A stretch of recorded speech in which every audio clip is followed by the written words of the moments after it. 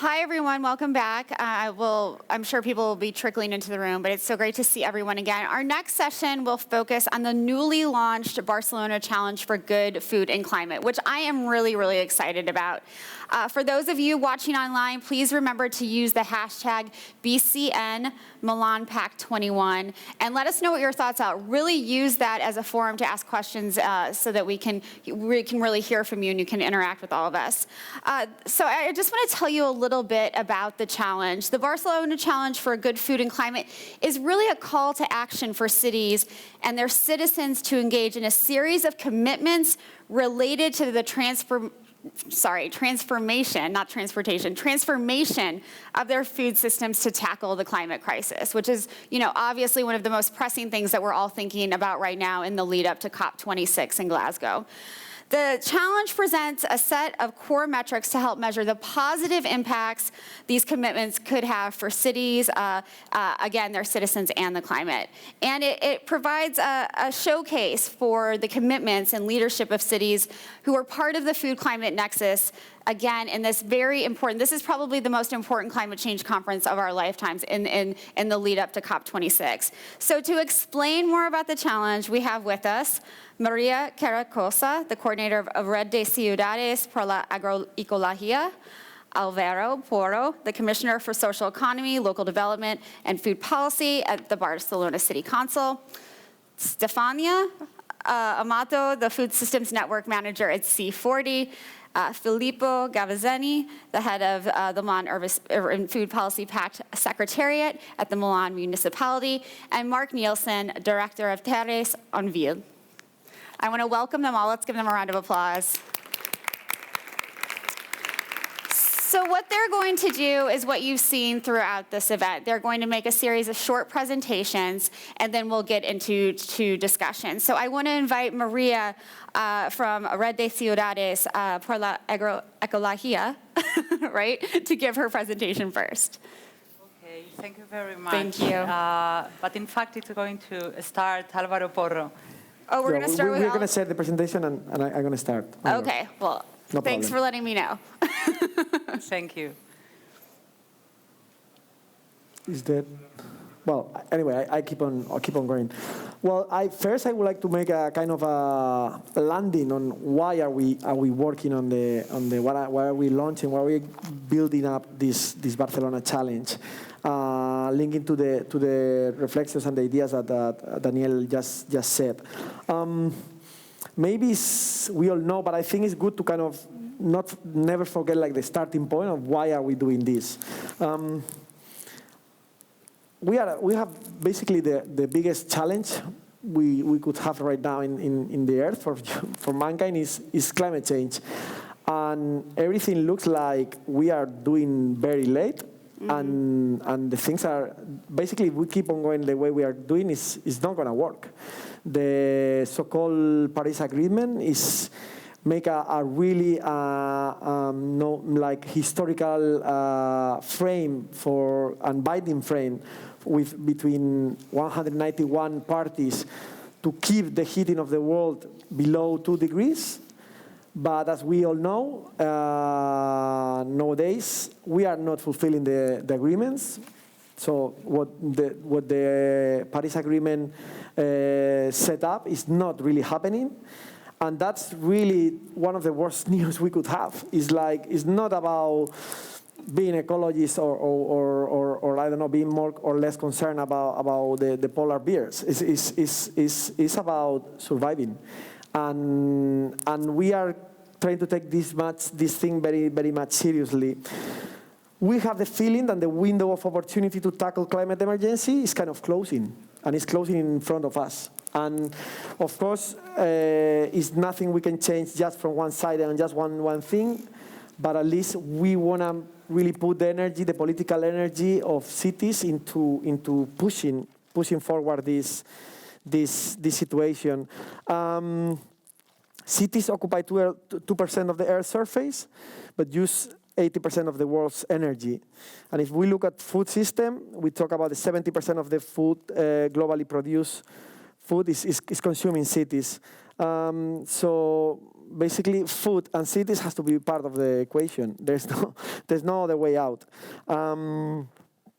The Paris Agreement itself recognized this role for cities and the necessity to act for the climate emergency in the cities. Also, we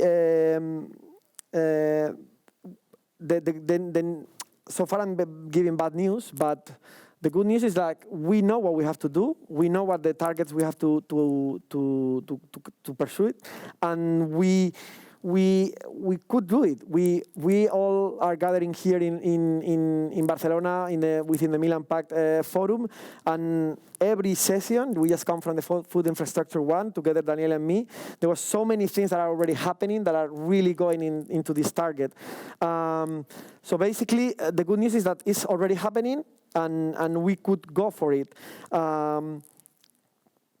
In fact, we know that if with a planetary health diet, plant-based mostly, and with a drastic reduction in food waste in the household level, at least we really could make a 15% gas emissions, like quite strongly and quite determinantly. So we know what are the steps we have to take, and some, of course, some are taking it already.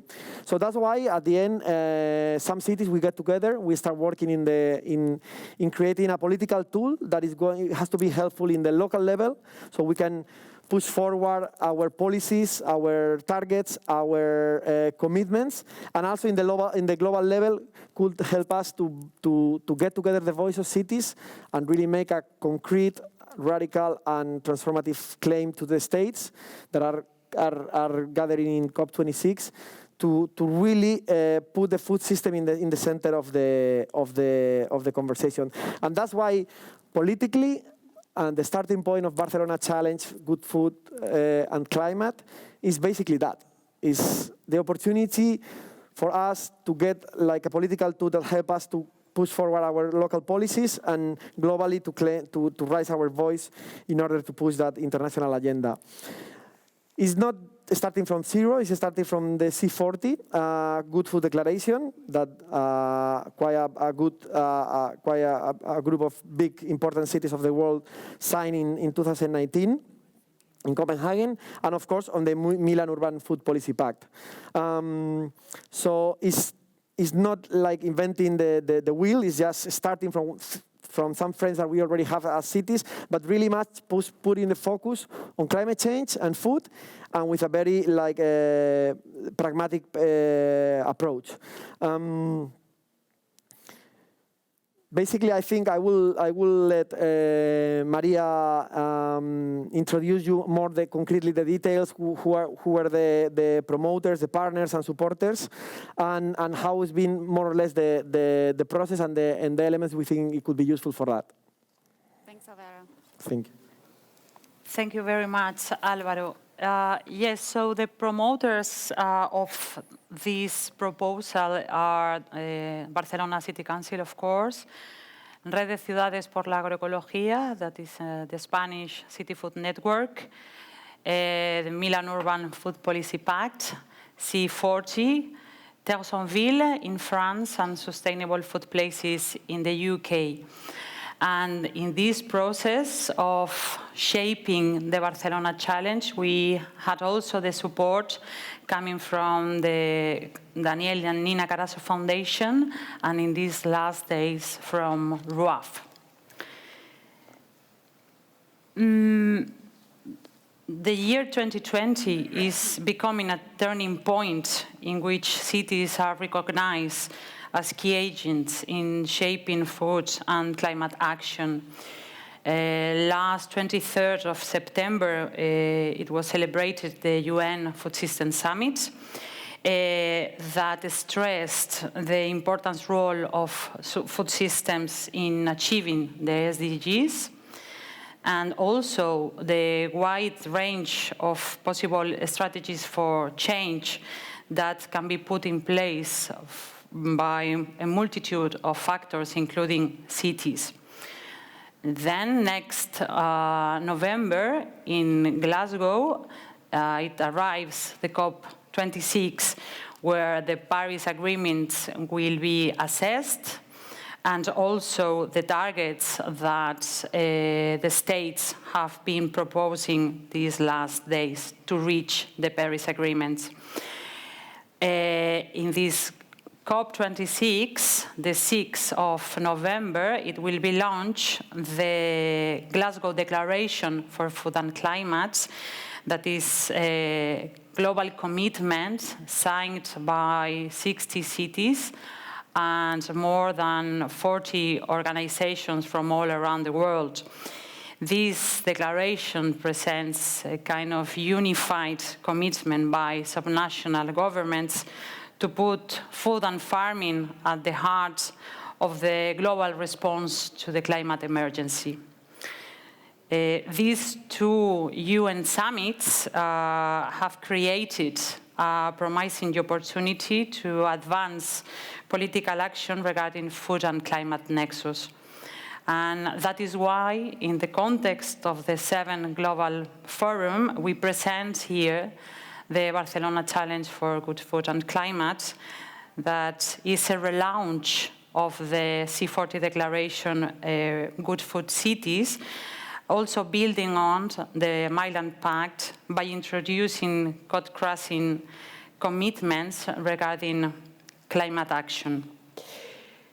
So going into the details of the proposal of the challenge addresses two key elements: the mitigation of and the adaptation to climate emergency, through a commitment of transforming local food systems to ensure access to sufficient, sustainable, healthy nutrition diets for all, preventing food vulnerability and enhancing food justice. So on the one hand, we have the challenge of mitigation, so to reduce GHG emissions of the food system to limit the global warming.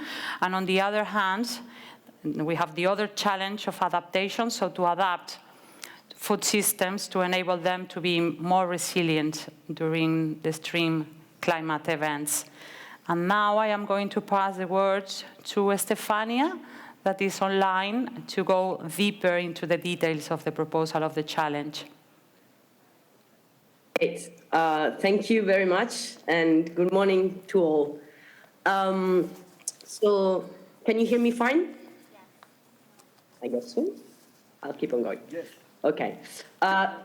Great.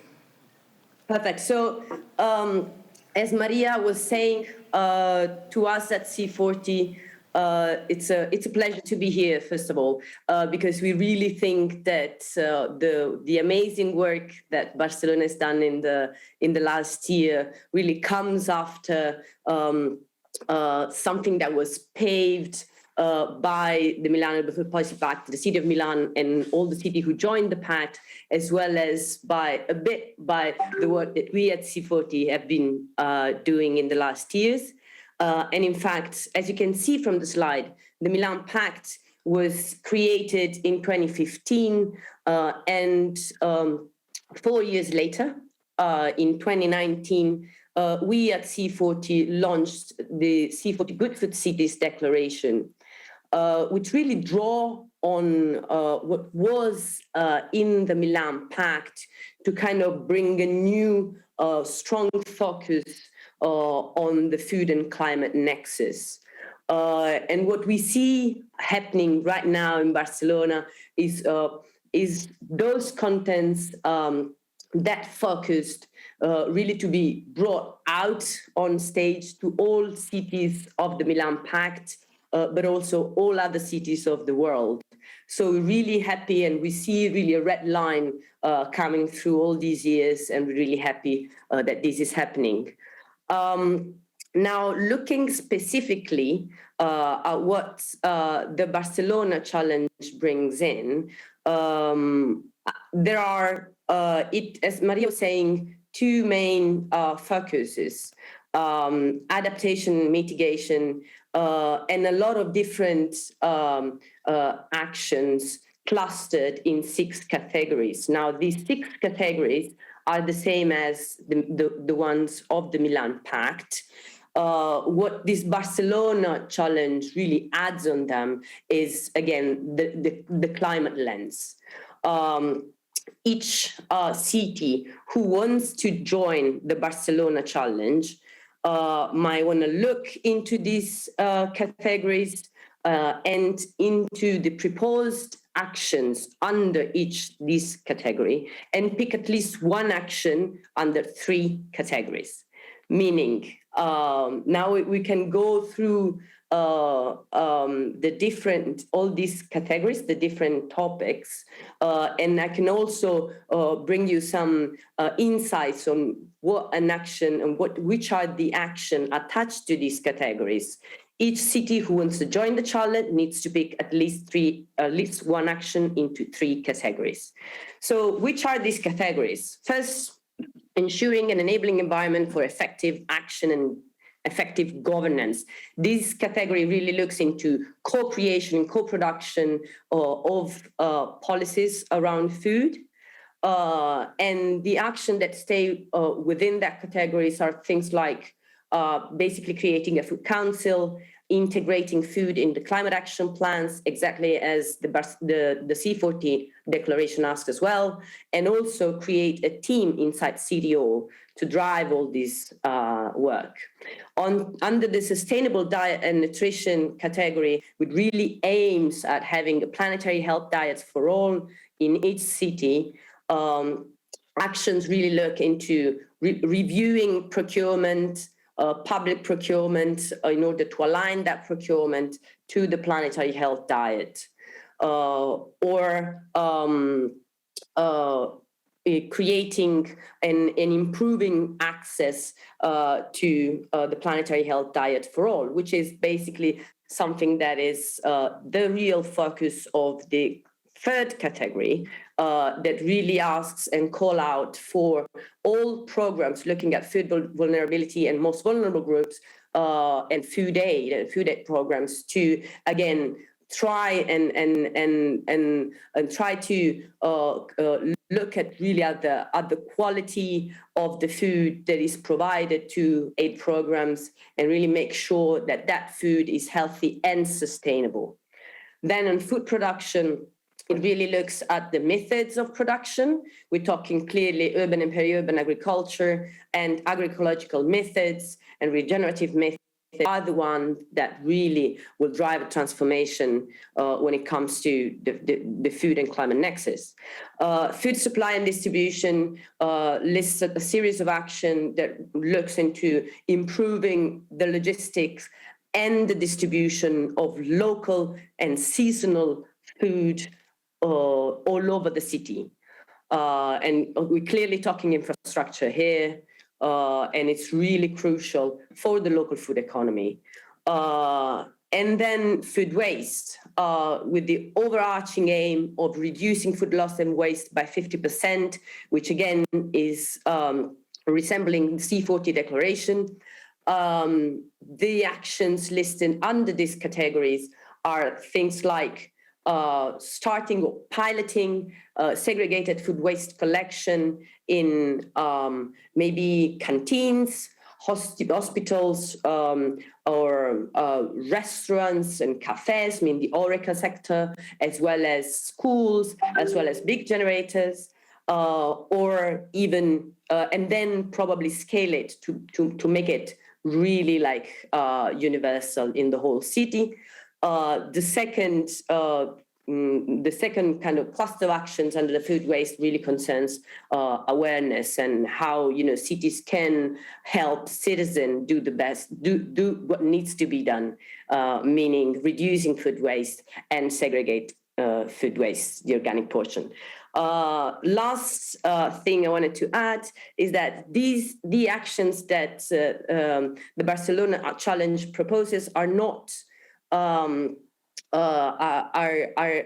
not mandatory in the terms that each city can then add its own action if it differs from the one proposed. So yeah, I guess that's all from my side right now. And Maria, back to you.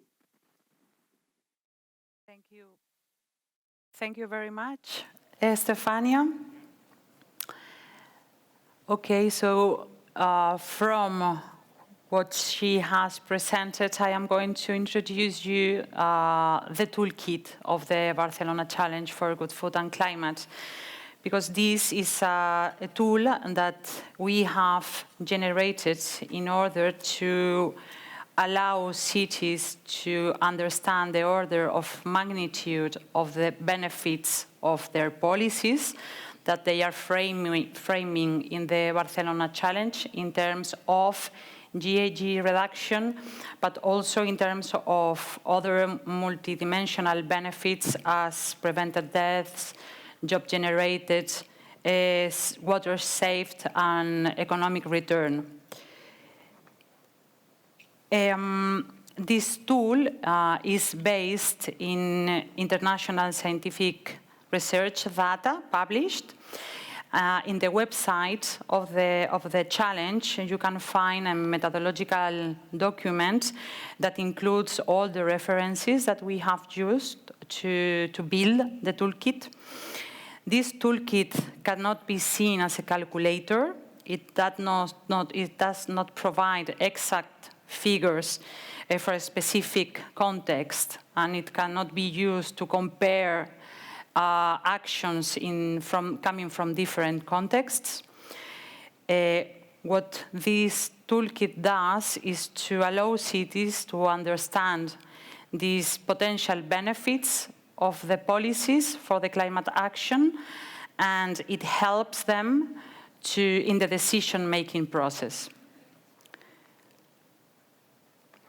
So, talking about the process, to obtain this estimation of the projected positive impacts, cities must introduce in the toolkit all the actions that they are committed to develop in the time frame 2021-2030, and to include also the quantitative target ambitions that they have. It is important to note that the Barcelona Challenge is a commitment coming from the cities, but with the support of the citizenship. In the final step of the process, the cities need to include all of these data in the city official commitment and upload it in the website signed by the responsible of the city council. We present you this process that is open. We are opening this process, and we invite you, cities from all around the world, to join us, to join the challenge. In the website of the challenge, you will find the proposals coming from the cities that are already committed with the challenge. Here you can see the proposal coming from Barcelona. You can have it in the website, in the core group part. And here you can see on the right the actions that Barcelona is committed to develop. In the middle, the target input of those actions. And on the left, the expected projected benefits for those actions in Barcelona. And now I am going to pass the word to Filippo from the Milan Pact. Thank you. Thank you so much, Maria. Very clear explanation. And as you see, it is very easy to join. So when we started to talk about the Barcelona Challenge in February, we decided, everyone at the table, not to, let's say, invent something completely new, but to use and also use let's say the tool of gamification, if you want to call it like this, to move ahead with the Milan Urban Food Policy Framework for Action that Stefania said before, and the Good Food Declaration. So This will be useful for signatory cities of the pact because it's, let's say, it's the same structure to whom you're familiar with. So you have submitted practices to the award. You have done many things basing on the framework for action of the pact. So, and also we are very happy that other partners during after February, let's say, the first discussion joined us. I will focus on 3 dimensions on why, in my opinion, is useful to join the Barcelona Challenge. 3 dimensions because, well, the first one is about, let's say, food policy team empowerment, in the sense that while you are submit your commitment, you can show yourself, okay, the impact of your food policies, what you are doing in your cities, and this is very important because we should also be aware of our potential. Then it's a useful tool because we can, let's say, advocate towards our own political representatives how important it is to have a structured food policy team, because you can see the results of our policies. Then it's a useful tool because you can use it to showcase your impact toward your citizens, the things that you mentioned before. And lastly, it's important, and this is the last, let's say, dimension, if we want to call it like this, like the international dimension that Alvaro mentioned before. So the achievement that we can reach as cities, and as we are all aware, one city is alone, we cannot show a great, let's say, great result. But as a community, with many commitments submitted from your side, we can show the difference of having the cities on board. So for now, we have the commitments from Antananarivo, Ouagadougou, Milan, Marsella, Barcelona, Valencia, Granollers, Kazan, Rosario, Belo Horizonte, Le Havre, Lyon, and we know that they are submitting the commitment also Tel Aviv, Birmingham, and Glasgow. I think it's okay.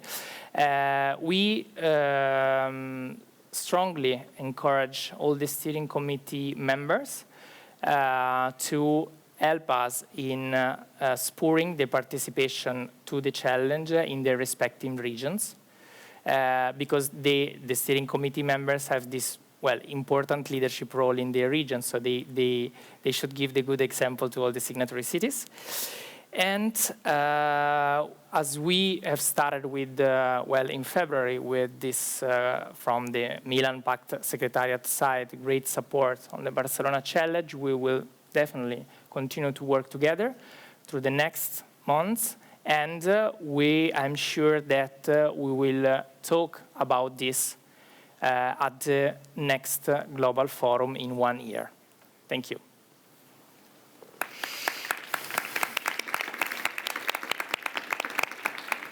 Thank you so much, Filippo. I don't know, Maria, are you moderating? Would you like to? Would you like to?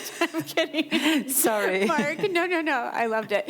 Mark, I wonder what your thoughts are on all of this. My thought? Yes. Maybe I just can say a few words about the next steps of this challenge. I'll be very, very brief, just to give you some information about what's coming next. The first next step is actually happening tomorrow, as we are organizing a small workshop with all the core group cities that you just mentioned. The idea is to have small groups of discussion and to exchange on the policies, the initiatives that all those core group cities are carrying at the local level, and to exchange. And of course, all the audience is more than welcome to participate to those discussions.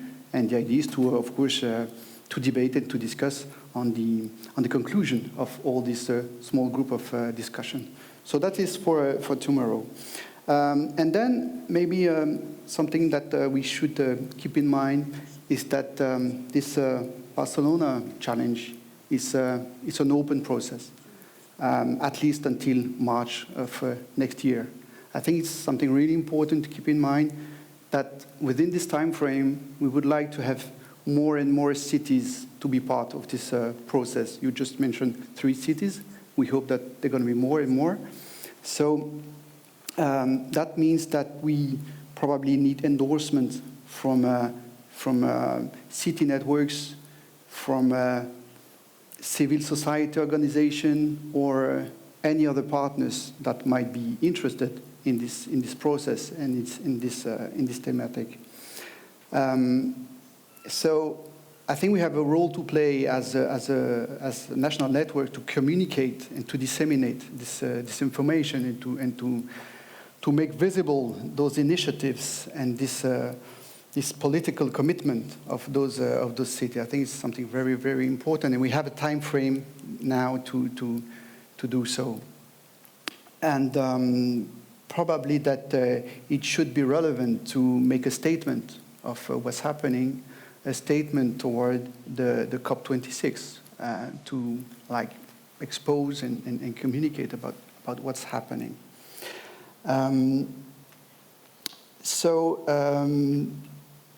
From March next year, 2 actions will be launched. The first one is monitoring of the city's commitment. That will be done through a report where the national networks will have a specific role to play. The idea is to have a report which will be called the Barcelona Food Challenge 1 year after. The idea is to have a first look back on what has been done from now, and to report on all the initiatives, and maybe to share it in the next Milan Forum. Of course, we know that we are in a long-term strategy, but maybe after 1 year we can have a first overview of the bases that have been implemented and some first output of the policies. And a second action that will be launched in March next year is a program of learning exchange. Here the idea is that elected officials and practitioners from different cities can meet each other and exchange on their practices and learn from each other. So here again, the national and international networks will provide you with more information on what it's going to look like. But just have in mind that we have this idea of making different cities collaborate directly with each other. So I think that's it for the coming steps. And I think we have a time for the question and answer. So, absolutely, but I have a question first, Mark. But I want to thank everyone for explaining this process going forward. I think it's really exciting. But I'm wondering if, and this is really a question for all of you, this is not a declaration, this is a challenge, and that's very, very different than what has been sort of put forth, in previous commitments. And I want to talk a little bit about that decision to make it a challenge rather than a declaration. Maria, if you'd like to sort of comment on that first, and everyone can weigh in. Yes. In fact, the idea was not to launch another declaration more, was to try to push on the ground things and to try to go further with the commitments. And that's why we thought that the declaration was not the path anymore, because we had previous one, as we has presented, and to try to go deeper on the commitments and reinforce practical actions with practical objectives and targets. And that's why we try to build all of this process and tool to try to help cities to develop concrete actions with concrete objectives and results. That's great, and I love that you're creating this momentum, and also on other, opportunities that are coming forth, like the Glasgow Declaration and everything else. But that's helpful, and I love that it's a challenge. Do you want to comment? Yeah, I would like just to add, because I kind of put myself in your role, and maybe you have heard some things about the Barcelona Challenge, but the last 2 days, it's kind of here and there, no? If I'm whoever, any city, I will think, first thing, it's not that difficult. It might look like, oh, we have 5 steps, we have to put some data. Then it's like, oh my God, what I'm entering, I'm going to be able to get out of this garden afterwards. Yes, I mean, it's really thought so you can play the way you need to play. For example, if you are a technician, a food policy director or a technician, that you need some tools to kind of make it politically more relevant in your local context. This could help you because you are going to be able to first link it to international dimension and say, hey, to your councillor, to your mayor, there is a lot of cities in different parts of the world doing this. This is part of this message about climate change. Probably a lot of your politicians or mayors of reference are going to be interested in climate change policy making because it's one of the key elements right now in the political agenda. So you are going to be able to link that to the political international dimension, and also you're going to be able to transform concrete proposals of actions in results, and in results that could be communicated. And you can say, okay, we have saved so much emissions, we helped to create so many jobs, in a way that it's also a communication tool. Right. And that's, I think, that very important when we are thinking that. And if you're a politician, like you are working the political level, like in my case, it helps us to kind of explain the colleagues of other areas about what we're doing, what we are going forward, and get alliances with other cities within. Here we have the French network of cities, the Spanish network of cities, the Milan Pact, C40. I mean, it's going to be a tool for us to keep on working. That's why we are building up on the Good Food Declaration and the Milan Pact, because it's just a way to kind of put a new layer of targets of energy in that sense. So I just want to give this feeling that it's easy and you can play in the way it's going to be useful for you. You don't have to have, you can decide, okay, I'm going to join and I will see until March 22 what I'm going to do exactly and how I'm going to do it. And I'm going to just have to say, okay, I do this action and this action in like headlines, and I will put some numbers to kind of some quantitative approach, but not like binding me to that. Absolutely. That adaptability, I think, is really, really special about this. And Mark, you mentioned communication before, and I do want to turn to the audience for questions, but communication is really very relevant when it comes to communicating this, not just to city leaders, but also citizens, the eaters in these communities. And I'm wondering if you can talk a little bit about how you're communicating to these citizens, these communities themselves. Yeah. We as a network can communicate to our members, which are the municipalities, and I think there's another level, is the municipality towards the citizens. That's maybe the two levels that we have to keep in mind. But I think this, so it's not an easy question how to communicate to citizens, because we have to use words that they can understand. And here we are in something which can be quite complicated, technical, and multidimensional. So it's not an easy task to communicate to citizens about that kind of approach and dynamic. So, but I think that the Barcelona Food Challenge is interesting because it is a political commitment on a technical subject, but at the same time, it's very operational. So it gives you numbers and something that you can easily touch. Let's say concrete. It gives you some concrete numbers with the indicators, such as the numbers of employment which will be created, etc. So that is probably a way to more communicate more effectively to citizens by using those indicators toward citizens. That's great, and you're absolutely right. Filippo? Yeah, well, the issue of communicating food policies and our results, it's not easy. This is why we decided to have also yesterday a parallel session just on it. And the Barcelona Challenge could be one tool in which we can communicate our results. Don't be stressed too much about the data you have to put in the challenge. Just play with it.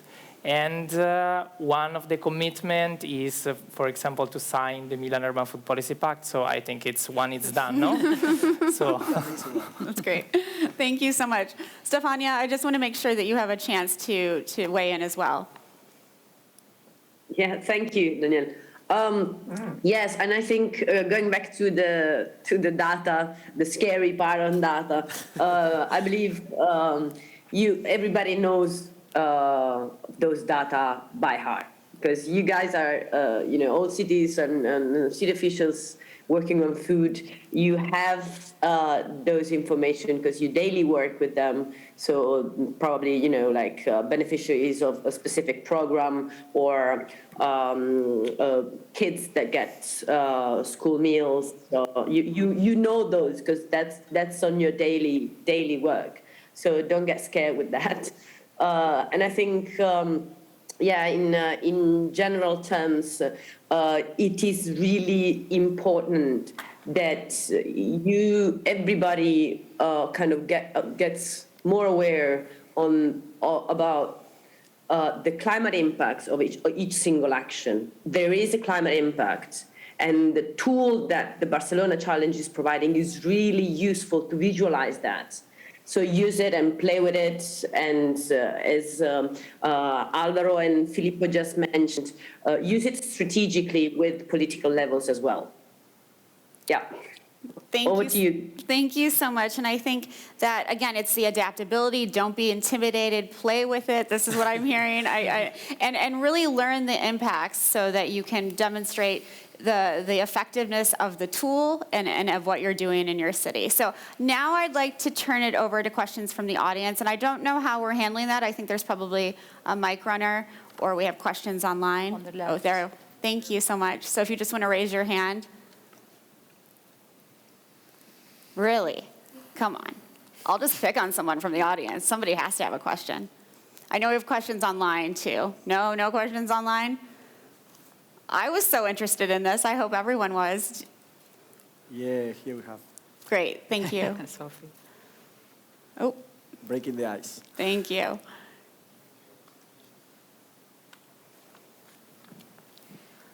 Hi, thank you. First of all, congratulations for launching the challenge. It's been great following this process for the last many months. And sorry, I should introduce myself, I think, when I speak. Sophie Quist from Nourish Scotland. We coordinate the Glasgow Declaration, and it's great to have alignment with this project.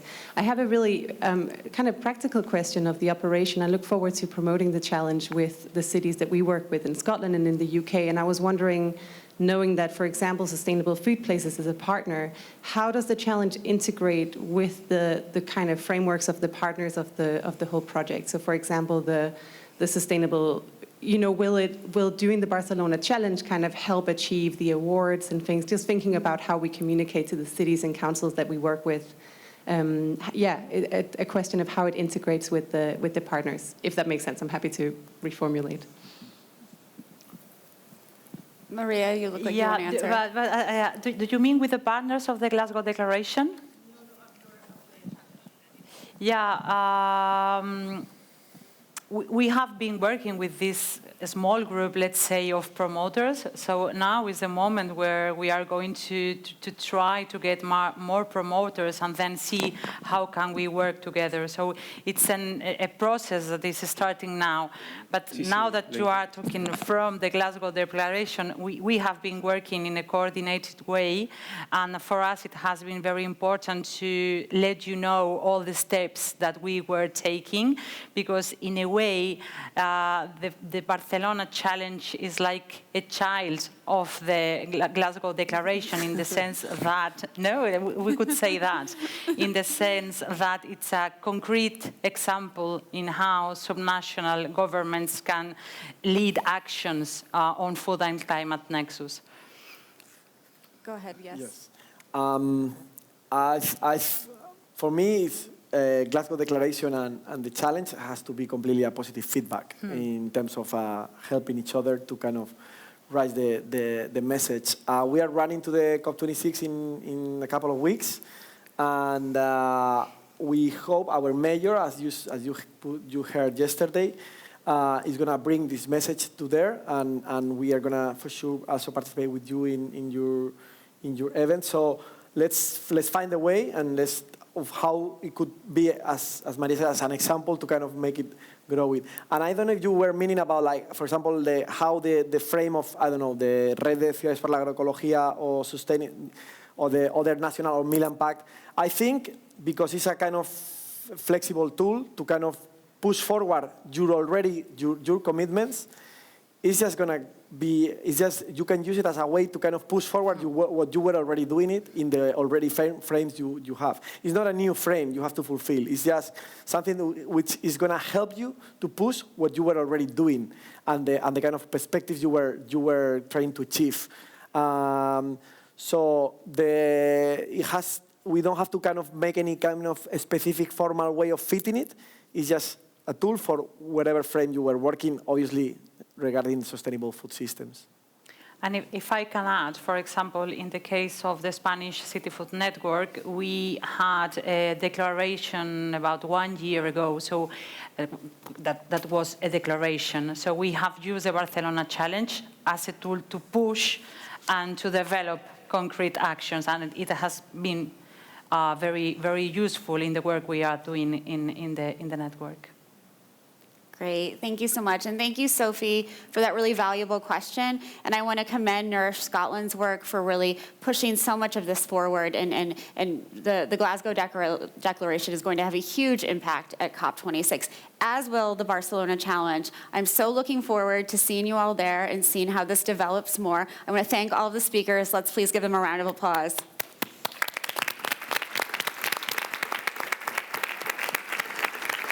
So I think the reason that no one asked questions except Sophie is that you're all very hungry. So I want to let you know that lunch is being served.